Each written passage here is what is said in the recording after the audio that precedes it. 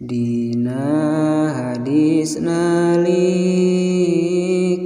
jalma mangsana hadir ajal seep umur jeung rizkina, maka turun malaikat opat pisan narik nyawa dina dua suku leungeun. Asa dina beteung aya renggang cucuk, ditarik ku nu gagah jeung ditusuk, rarasa entina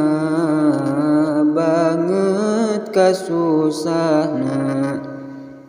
Langit jag-jag kana jagat katindihan, ku bawaning banget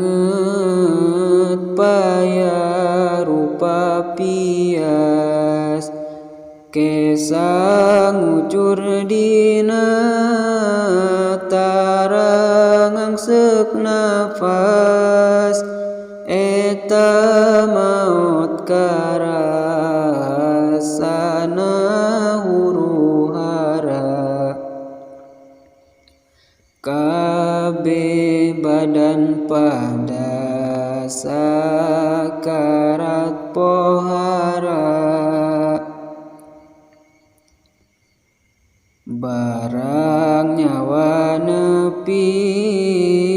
kana ti korona,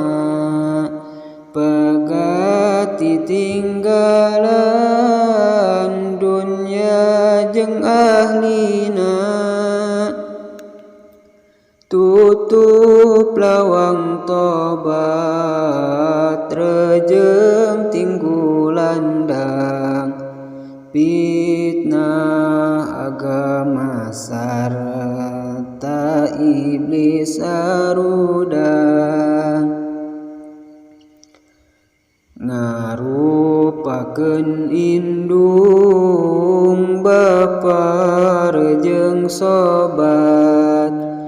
anu maot ti hareula sing kolebat, ngajak asup kana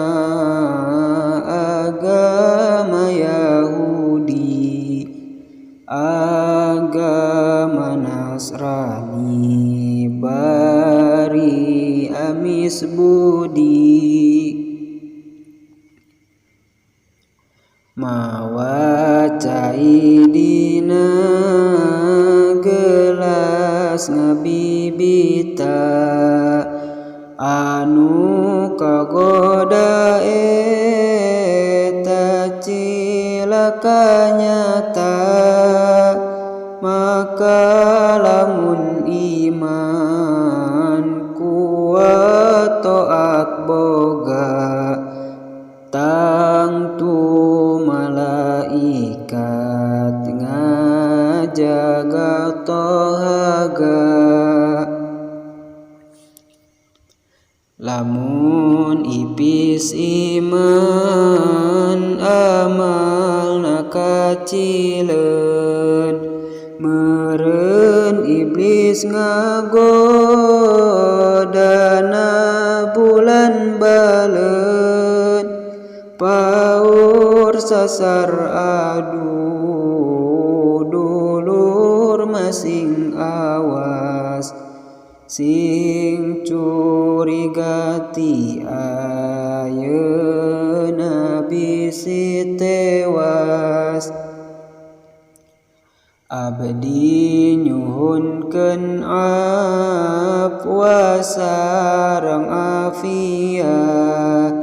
iman sareng Islam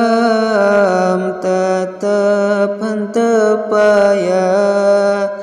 abdi nyuhunkeun afwa jeung afiyah